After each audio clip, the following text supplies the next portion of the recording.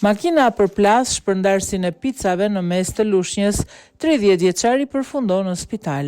Një shpërndarës picash ka përfunduar në spital I lënduar ditën e djeshme në qytetin e Lushnjës.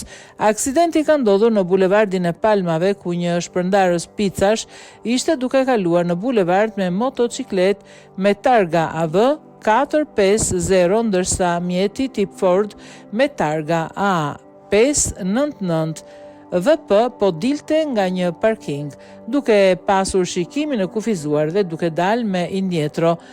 Drejtuesi mjeti tip Ford nuk e ka vënë re motociklistin. Nga përplasja është lënduar drejtuesi I motocikletës, një I ri rreth të 30-ave dhe është dërguar me urgjencë nga ambulanca në spitalin e Lushnjës, ku ndodhet nën rrezikun e mjekëve jashtë rrezikut për jetën.